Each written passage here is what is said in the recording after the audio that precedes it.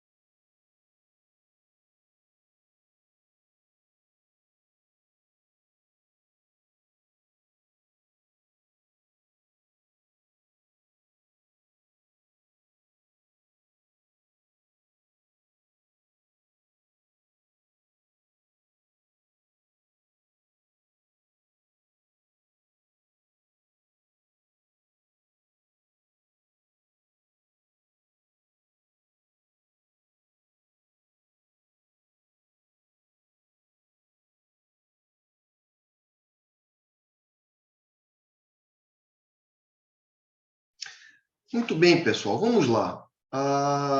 Ao mesmo tempo, né, que estou muito satisfeito com o decorrer do nosso semestre, que termina de maneira muito satisfatória, porque concluímos o nosso programa de ética profissional e estatuto do advogado.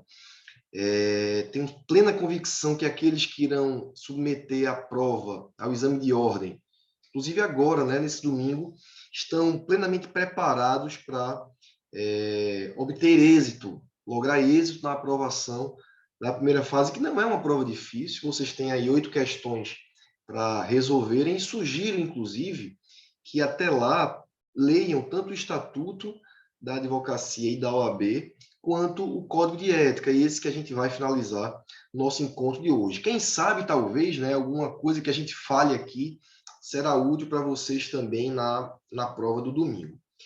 Pessoal, hoje, dia 15 de fevereiro, é nosso último encontro. Falaremos sobre as relações com o cliente e, ao final da aula, vocês receberão, tanto por e-mail quanto no grupo do WhatsApp, a avaliação, tá? Com as instruções, aquilo que eu já falei, prefiro falar no final para que a gente não perca tempo da aula, nem dedique tempo, na verdade, a nossa aula para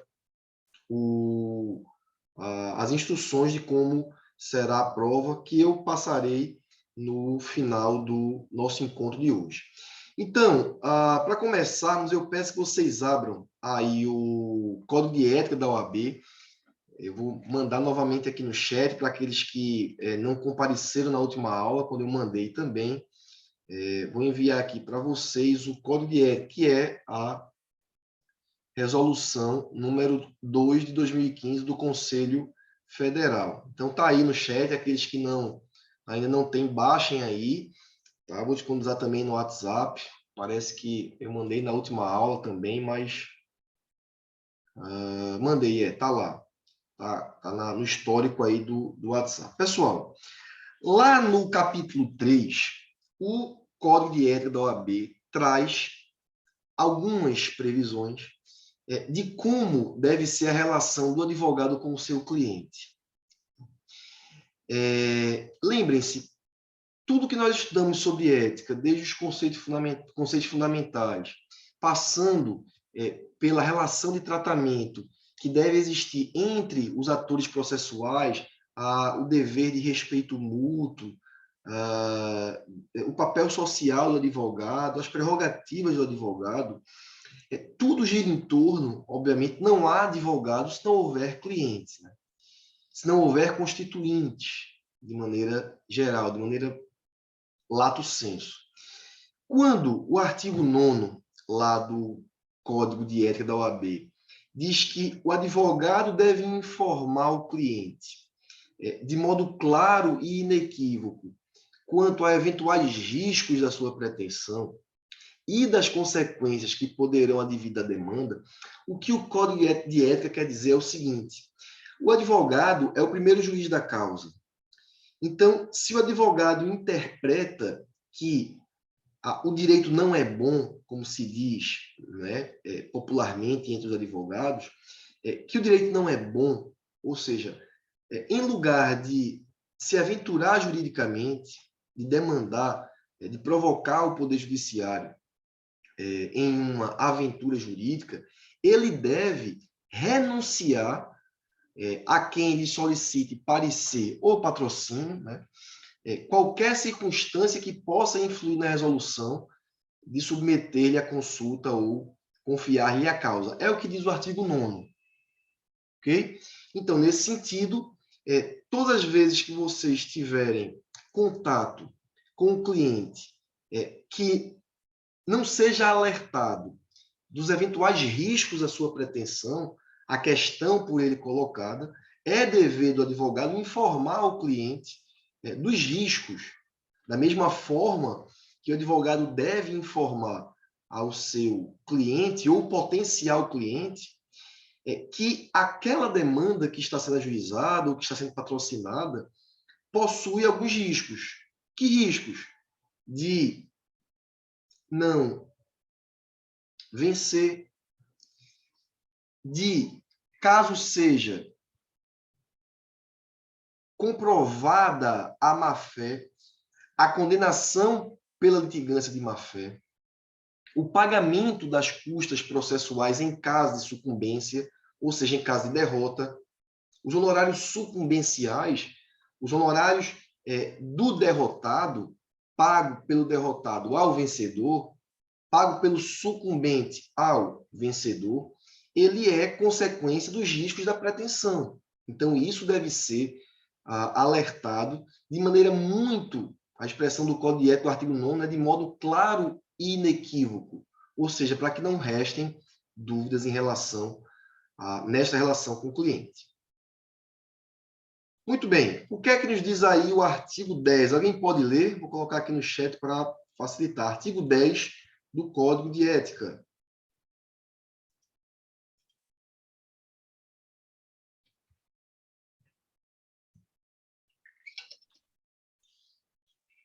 Artigo 10. As relações entre advogado e cliente baseiam-se na confiança recíproca. Sentindo o advogado que essa confiança lhe falta, é recomendado que externe ao cliente sua impressão e, não se dissipando as dúvidas existentes, promova, em seguida, o subestabelecimento do mandato ou a ele renuncie. Pessoal, essa questão é muito sensível. Eu já falei para vocês como deve se dar a substituição processual entre advogados, né? O ideal é que seja feita por subestabelecimento, ou seja, subestabelecimento com reserva. O advogado que já tem poderes para atuar no feito, ele subestabelece a um outro advogado que vai entrar também para atuar no feito, e esse subestabelecimento ele pode ser feito sem reservas. Portanto, o novo advogado passa a atuar livre e unicamente na causa ou com reservas, ou seja, quando ambos passam a atuar de maneira conjunta. Essa questão que trata o artigo 10, ela traz uma coisa muito importante, que é a base da relação entre advogado e cliente, que é de confiança recíproca. Eu já vi alguns casos de constituintes que habilitaram um advogado e depois passaram a consultar um outro advogado, né? Chegou até a contratar esse advogado para fiscalizar o trabalho que aquele advogado que foi contratado inicialmente estava realizando. Então, vejam, esse advogado contratado para fiscalizar o trabalho do outro colega, porque a expressão é essa, deve trazer para o advogado um sentimento além, não apenas um sentimento ético de respeito ao colega que já atua no feito, mas quando o advogado sente que a confiança lhe falta, ou seja, você pode não confiar no cliente que constitui você, e a recíproca também ser idêntica. O cliente não confiar no trabalho do advogado. O que é recomendável? Que o advogado, que lhe falta confiança, externe ao seu cliente a sua impressão. E caso, depois de uma reunião, de um encontro, essa dúvida não se dissipe, não acabe, ele deve promover, o advogado, o subestabelecimento do mandato ou até a renúncia. E explicar, por exemplo, na renúncia, comunicando ao juízo, lembrem-se, o advogado que renuncia deve permanecer na causa por 10 dias. Ok? Lembram disso?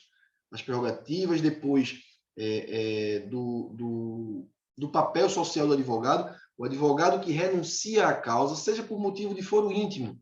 Imaginem que ele não tem confiança no seu cliente. O que é que ele faz? Renuncia. Ou subestabelece a outro advogado, ou renuncia aos poderes que foram a eles atribuídos. A questão é, Rafael, como é que fica a questão dos honorários? Por isso que eu lhes falei que todas as vezes que vocês forem ser contratados, façam um contrato de prestação de serviço. Isso é basilar, né, pessoal? Isso é fundamental para que depois, porque no contrato vai estar a previsão em caso de renúncia. Tá? Os honorários já pagos, os honorários a pagar, os honorários que foram pagos de maneira em trato sucessivo, parcelado, como é que fica? Tudo isso tem que estar previsto no contrato. Ok? Vamos em frente. Artigo 11, Luciano. Você que leu na última aula, tinha esquecido de pedir já para você. Vamos ver. Sim, Carol. A sanção, tanto processual, o juiz pode aplicar a multa. Tá? Essa multa varia de acordo com o rito. Imagine, no processo civil existe um valor da multa. No processo penal existe uma outra multa. Tá? Mas o juiz ele pode multar o advogado, obviamente, se o advogado não apresentar motivos justos. Né? Imagine que o advogado abandona a causa, mas porque faleceu, obviamente. E aí não deu tempo de se comunicar. Nem o seu constituinte teve mais contato com ele, nem com a família, nem com outros sócios do escritório. Se trata de um advogado que não tem escritório, enfim, se o motivo apresentado não for justo, Carol, o advogado pode sim sofrer uma sanção, que na verdade consiste em uma multa, tá? Em valor pecuniário. Isso está previsto tanto no CPC quanto no Código de Processo Penal, por abandono da causa, tá bom? Então, ele deve comunicar no processo, peticionar nos autos a renúncia, lembrando-se que, a partir do dia que renuncia, ele tem 10 dias para continuar atuando no feito. Imagine que tem uma audiência na quinta-feira, dia 17 de fevereiro. Você comunica a renúncia hoje.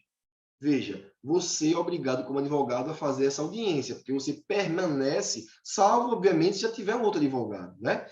Mas se você comunica ao cliente, comunica ao juiz que comunicou ao cliente, renunciando ao processo, você precisa, nos 10 dias subsequentes, continuar atuando no feito, tá bom? Ótimo, querido. Boa pergunta, hein? Luciano, artigo 11. O advogado, no exercício do mandato, atua como patrono da parte, cumprindo-lhe, por isso, imprimir a causa ou orientação que lhe pareça mais adequada, sem se subordinar às instruções contrárias do cliente, mas, antes, procurando esclarecê-lo quanto à estratégia traçada. Pessoal, a melhor coisa que existe é quando o advogado conhece de processo, conhece direito material e chega para o cliente e fala assim, ó, o resultado desse processo pode ser 1, 2, 3 ou 4. Se nós tomarmos determinada decisão, a tendência é que a solução seja o caminho 1. Se nós tomarmos outra, caminho 2. Uma terceira, caminho 3. Ou uma outra decisão, caminho 4. E aí você coloca para o cliente qual a opção que ele quer tomar. O acordo deve ser sempre estimulado, mas às vezes o acordo não é bom. Então, você deve desestimular seu cliente para aquele acordo, mas não para acordos. Você pode propor um outro valor, uma outra condição. O que não pode ser feito é o advogado no exercício do mandato, que atua como patrono da parte, imprimir à causa uma orientação que, para ele, advogado, seja mais adequada. Isso não. A solução, a orientação deve ser mais adequada ao constituinte, à parte. Tá? E aí ele não pode, obviamente, o advogado não pode se subordinar a intenções contrárias do cliente. O cliente fala, doutor, não quero. E o advogado faz o contrário, isso não pode. Né? Mas deve, obviamente, esclarecer quanto à estratégia traçada. Carol, porque eu já vi bastante advogado só abandonar a causa e a defensoria assumir. Pois é, isso é um problema, viu, Carol? Os juízes podem aplicar a multa se o advogado renuncia ao processo e no dia da audiência, dentro desses 10 dias, veja, qual é a regra? Ele comunica ao... Isso está no Código de Ética, né? Nós já vimos aqui, mas eu vou relembrar isso para vocês. Está no no Estatuto da Advocacia. O que é que tem que ser feito pelo advogado no momento da renúncia? Tá? Tá aí, ó, 8.906.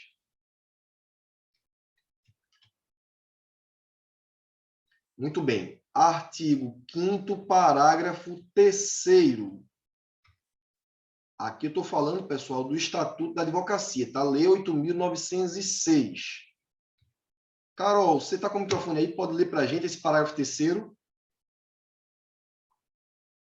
da lei. Olá, boa noite. Boa noite, querida. Pode ler? Posso sim. O advogado que renunciar ao mandato continuará, durante os 10 dias seguintes à notificação da renúncia, a representar o mandante, salvo se for substituído antes do término desse prazo. Entenderam? Isso aí está na Lei 8.906, tá, pessoal? No Estatuto da Advocacia. Então, veja, o advogado renunciou, obviamente que ele comunica ao cliente. Ou porque a estratégia que ele traçou, que o cliente traçou, não é uma estratégia ética, não é? Ou porque ele não acredita na causa, ou por qualquer motivo de foro íntimo, tá? Ele vai renunciar à causa. O que é que ele deve fazer? Comunica ao cliente. Por que via, Rafael? Qualquer via. O WhatsApp pode ser uma via. Telegrama, ninguém usa mais Telegrama, né? Enfim, mas Telegrama, uma correspondência por AR, tá? Um e-mail, desde que seja respondido com o ciente, você precisa provar em juízo que você comunicou ao cliente, tá? O WhatsApp é amplamente utilizado, tá, pessoal? E o cliente retorna dizendo que sim, ok, que está ciente, e aí você pega, faz aquele print, coloca lá na petição e comunica ao juiz. Veja que diz o parágrafo 3º do artigo 5º do Estatuto da Advocacia. Renunciou ao mandato, ele continua durante 10 dias seguintes à notificação da renúncia. Então, Carol, o que é que acontece? O advogado abandonou a causa, o que é que o juiz faz? Consulta a parte para ver se já tem um outro advogado, né? Se já foi substituído antes do término desse prazo, se não, nomeia a Defensoria Pública e consulta, intima o advogado para que ele apresente as justificativas por não ter comparecido ao ato, por exemplo. Entendeu? Se for plausível ou não, aí é o juiz quem vai analisar no caso concreto. E aí o juiz pode aplicar a multa ou não. Tá claro, Carol, isso? Alguma dúvida, pessoal, até aqui? Tudo certo? Muito bem. Luciano, artigo 12, caput e parágrafo único. Por nada, querida. A conclusão da existência da causa, tenha havido ou não extinção do mandato, obriga o advogado a devolver ao cliente bens, valores e documentos que lhe hajam sido confiados e ainda estejam em poder, bem como a prestar contas pormenorizadamente, sem prejuízo de esclarecimentos complementares que se mostrem pertinentes e necessários. Parágrafo único. A parcela dos honorários paga pelos serviços até então prestados não se inclui entre os valores a ser devolvidos. Pessoal, quem é que vai definir isso? Obrigado, Luciano. É o contrato. É muito delicada essa questão, tá? Por isso o contrato que cria a lei entre o advogado e a parte deve ser muito minucioso sobre parcela de honorários pagas, sobre trato sucessivo, sobre pagamento a partido, enfim, tudo isso tem que ser muito detalhado, porque em caso de renúncia, isso vai estar bem explicitado e não vai. Lembre-se que o contrato de honorários advocatícios é um título executivo extrajudicial. Ok? Então, você não vai entrar com ação de cobrança contra o cliente que não pagou. É uma ação de execução, porque o contrato é um título executivo extrajudicial. Artigo 13, Luciano. Concluída a causa, o arquivado processo presume-se cumprido extinto mandato. Tranquilo? Então, acabou o processo, sentença, transitou em julgado, arquivou, acabou. As obrigações do advogado se encerram com esses eventos. Conclusão da causa por meio da satisfação do cliente, que não vai mais recorrer, das partes, né, de modo geral, considerando que opera-se o trânsito em julgado e, consequentemente, o arquivamento. De uma só vez, Luciano, artigo 14 e 15. Artigo 14. O advogado não deve aceitar a procuração de quem já tem patrono constituído, sem prévio conhecimento deste, salvo por motivo plenamente justificável ou para adoção de medidas judiciais urgentes e inadiáveis. Artigo 15. O advogado não deve deixar ao abandono ou desamparo as causas sob seu patrocínio, sendo recomendável que, em face das dificuldades insuperáveis ou inércia do cliente quando há providências que tenham sido solicitadas, renuncie ao mandato. Pessoal, já tem um advogado na causa. O que é que você faz? Não pode aceitar a procuração. Liga para o colega. Se, colega, eu fui procurado pelo seu cliente, que ele está querendo trocar de advogado. Houve algum problema? Eu posso ajudar? Eu recebo muitos telefonemas de clientes que não estão mais interessados, por exemplo, no trabalho do advogado constituído, querendo que eu entre no processo. Primeira coisa que eu faço é ligar para o colega. Colega, teve alguma coisa? Poxa, Rafael, muito obrigado por ter ligado, você se mostra muito ético. Falei, bom, eu posso ajudar em alguma coisa e tal. Eu até estava querendo deixar o processo, tudo. Eu falei, então é o seguinte, vou então retornar ao cliente, acertar as bases, né, contratuais, e aí você pode subestabelecer para mim. Eu até posso falar, não se preocupe, mande sua OAB que eu subestabeleço. O advogado vai no processo e fica tudo resolvido. O advogado não deve aceitar a procuração de quem já tem patrono constituído. Tá? Agora, há motivos plenamente justificáveis. Você está na audiência, nas vésperas, o cliente está preso, não é? Ele não consegue contato com o advogado dele. O que é que você faz? Pega uma procuração, junta nos autos e comunica na petição que o constituinte que está te habilitando ali agora, ele tentou contato com o advogado anterior e não conseguiu. Tá? Então, vejam que esses casos têm que ser muito transparentes, né? Não cabe trapaça aqui de saltar na frente do colega, de fazer, enfim, leilão com honorários, né? Tudo isso tem que ser muito, muito claro, muito explícito. E depois, se tiver dificuldades insuperáveis ou inércia do cliente, ele deve renunciar ao mandato. Então, ele pede documentos, o cliente não dá, tenta entrar em contato, o cliente não retorna, e você está lutando pelo direito do cliente, e se isso for insuperável à inércia do cliente, quanto às providências, o advogado deve também renunciar. Tá? Continuando falando sobre renúncia dentro aqui das relações com o cliente. Artigo 16 e parágrafo, Luciano, por favor.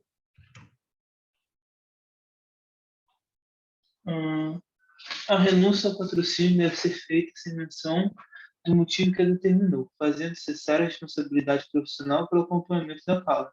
Uma vez decorrido o prazo previsto em lei, EOAB, artigo 5º, parágrafo 3º, parágrafo 1º. A renúncia ao mandato não exclui responsabilidade por danos eventualmente causados ao cliente ou a terceiros.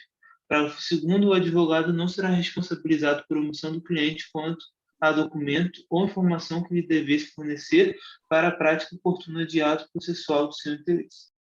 Claro, pessoal, isso. Já falamos sobre renúncia, sobre o prazo de 10 dias e depois a questão da responsabilidade por danos, né, que tenham sido causados pelo cliente ou também a terceiros. Agora, Rafael, se a revogação da procuração do mandato judicial se der por vontade do cliente e haviam verbas a serem pagas, como é que fica?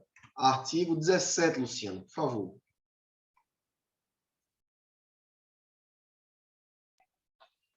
A revogação do mandato judicial por vontade do cliente não desobriga do pagamento das verbas, honorários contratados, assim como retira ao advogado o direito do advogado de receber o quanto lhe seja devido em eventual verba honorária de sucumbência, calculada proporcionalmente em face do serviço efetivamente prestado. Teve um advogado que só atuou metade do processo, o outro atuou metade. E o cliente que constituiu os dois venceu. Honorários sucumbenciais, como é que fica, Rafael? O juiz diz 50% para fulano, 50% para Beltrano, ok? Pessoal, lembre-se sempre, o contrato tem que ser muito minucioso. Dediquem tempo na elaboração dos contratos de prestação de serviço, ok? Rafael, procuração tem prazo de validade? Artigo 18, Luciano.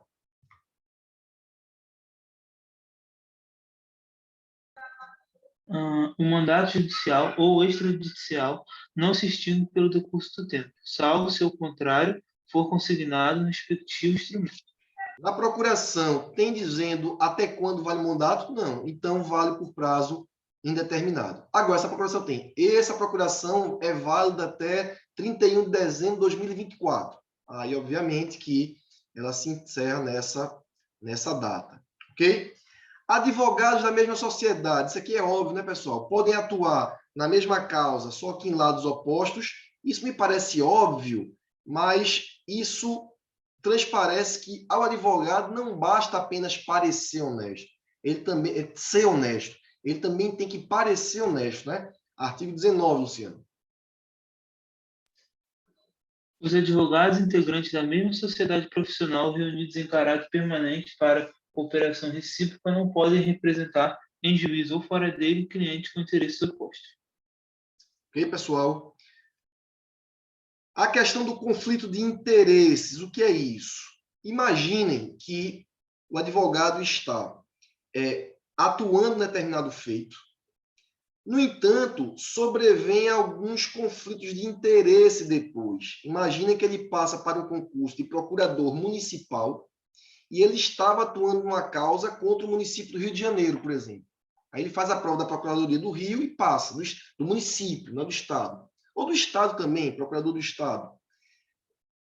Sobrevém um conflito de interesse. Ele não pode advogar contra a sua fonte pagadora, né? Ele é impedido de atuar contra, obviamente, o Estado do Rio de Janeiro. O que é que acontece? Como não cabe harmonizar esses interesses, ele deve optar por um dos mandatos. Obviamente, ou ele renuncia ao cargo de procurador do Estado, ou ele continua ou ele renuncia à procuração daquele processo que estava inicialmente contra o Estado. Nesses casos, deve sempre resguardar o sigilo profissional. Ok? Vamos em frente. Artigo 21, caminhando para as conclusões. O advogado ao postular em nome de terceiro contra ex-cliente ou ex-empregador, judicial e extrajudicialmente, deve resguardar o sigilo profissional. É possível? É. Imaginem que o advogado atua apenas para particulares e não para empresas, mas depois é contratado para um escritório que atua para aquela empresa. Você tinha várias demandas, por exemplo, contra a Vivo, empresa de telefonia. Não é? Quando a Vivo, aí você vai para o escritório, cujo um dos maiores clientes é a Vivo. O que é que diz 21? O advogado, quando postula em nome de terceiros contra ex-clientes ou ex-empregador, ele deve resguardar, obviamente, o sigilo profissional. Artigo 22, sobre a questão da legitimidade de ato jurídico. Ao advogado, cumpre abster-se de patrocinar causa contrária à validade ou legitimidade de ato jurídico em cuja formação haja colaborado ou intervindo de qualquer maneira. Da mesma forma, deve declinar seu impedimento ou o da sociedade que integre quando houver conflitos de interesses motivados por intervenção anterior no trato de assuntos que se prenda ao patrocínio solicitado. E, pessoal, o advogado tem que ser muito transparente em relação a se abster do patrocínio da causa. Lembre-se, ele não precisa dizer qual o motivo. Estou renunciando ao processo porque o cliente não pagou. Não. Eu sempre coloco assim, renuncio ao processo depois de ter comunicado ao cliente por motivo de foro íntimo. Não precisa comunicar o motivo ao juiz, ok? A questão do direito de defesa criminal, aquela velha pergunta, né, que os jornalistas adoram fazer. Artigo 23, Luciano. É direito e dever do advogado assumir a defesa criminal, sem considerar sua própria opinião sobre a culpa do acusado. Parágrafo 1. Não há causa criminal indigna de defesa, cumprindo ao advogado agir como defensor no sentido que a todos seja concedido tratamento condizente com a dignidade da pessoa humana sob a égide das garantias constitucionais. É muito difícil, pessoal, defender, por exemplo, acusados. É difícil porque há um conflito interno, acusados de crimes contra a liberdade sexual, crimes contra a vida. Mas vejam, quando o parágrafo 1 diz que não há causa criminal indigna de defesa, o advogado não pode ser confundido com a defesa criminal que ele assumiu. Em primeiro lugar. Depois, também é direito e dever do advogado sem considerar sua própria opinião sobre a culpa do acusado. Se o advogado chega e confessa, não cabe ao advogado, nesse caso, considerar a opinião dele sobre o fato. Ah, mas você não devia matar, você não devia fazer isso. Esses juízes morais ficam fora do processo. Eles não podem adentrar, sobretudo, quando os poderes são atribuídos para a defesa e não para a acusação. Artigos 24 e 25, Luciano. Artigo 24. O advogado é um sujeito em posição do cliente que pretenda vir com ele atuando outros advogados. Nem fica a contingência de aceitar a indicação de outro profissional para com ele trabalhar no processo. Artigo 25. É a defesa ao advogado funcionar no mesmo processo simultaneamente como patrono proposto do empregador ou cliente. Pessoal, artigo 24. O cliente não pode dizer, doutor, eu quero que o senhor atue, mas também quero que fulano também atue. O advogado não se sujeita a essa imposição, né?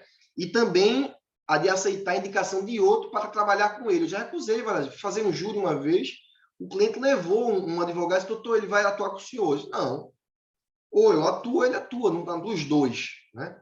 Isso não pode ser imposto. E depois, pessoal, quando o 25 diz que é defesa, é proibido, tá? É defesa, vocês sabem que é sendo proibição. Então, é proibido o advogado atuar no processo como patrono e preposto. Antigamente, na justiça trabalhista, tinha muito isso. O advogado assumia a condição de preposto, de funcionário, de representante da empresa e de advogado. Isso é proibido, tá? Expressamente aí pelo artigo 25. E, para concluir, Luciano, o artigo 26. Artigo 26. O subestabelecimento do mandato com reserva de poderes é ato pessoal do advogado da causa. Parágrafo 1º. O subestabelecimento do mandato sem reserva de poderes exige o prévio e inequívoco conhecimento do cliente. Parágrafo 2º. O subestabelecido com reserva de poderes deve ajustar antecipadamente seus honorários com o subestabelecente. Quem é que subestabelece é o advogado da causa. Eu tenho procuração nos autos, eu que posso subestabelecer. Se for sem reserva, comunica, dá conhecimento ao cliente, que deve ser prévio e inequívoco. Ou seja, eu estou saindo, estou colocando outro, subestabelecimento sem reserva. Agora, se o subestabelecimento for com reserva, aí ele deve ajustar com o colega que vai entrar qual vai ser a questão dos honorários com o subestabelecente. Pessoal, dúvidas? Muito bem. Se não há dúvidas, vamos para a prova. A prova vocês vão receber por e-mail e eu vou mandar também no grupo do WhatsApp, ok? Formado por até 7 pessoas, apenas alunos da mesma turma, vocês terão uma semana para fazer. Ou seja, vocês têm até o dia, hoje é dia 15/2, considerando que a OAB é nesse domingo, dia 20, não é? Eu prorroguei do dia 22, que seria uma semana, a data de entrega da prova, para o dia 23. Então, vocês vão ter 16, 17, 18, 19, 20, 21, 22, 23, 8 dias. O regimento diz que na pandemia o professor tem que mandar com 48 horas. Eu estou mandando aí com 8 dias da data da prova. Por quê, pessoal? A data oficial da nossa prova do calendário é o dia 22 de fevereiro. O que é que eu estou fazendo? Mandando hoje para vocês, por e-mail e por WhatsApp, a prova no dia 15, e vocês têm até o dia 23 para responderem e mandarem para o meu e-mail. Então, primeira coisa, atentem para as orientações que estão no cabeçalho da prova, ok? O que é que eu farei também? Eu vou abrir o grupo para que os colegas possam formar grupos. Ah, Rafael, eu não tenho grupo. Posso fazer individualmente? Não é o ideal. Eu já vou abrir o grupo para que vocês possam compor o grupo. Ah, Rafael, eu estou sem grupo. Coloca lá, pessoal, estou sem grupo. Tem algum grupo disponível? E aí vocês vão compondo os grupos para fazerem a prova. Ok? 10 questões, tipo múltipla escolha, precisa justificar só e indicar o fundamento legal daquela alternativa que vocês estão escolhendo. Muito simples, né, pessoal? Dúvidas?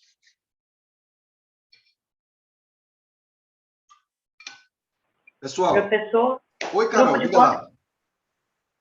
Grupo de quantas pessoas? Até 7. Tá ok, obrigada. Nada, querido. Pessoal, quero agradecer a vocês, a cada um e a Professor, todos.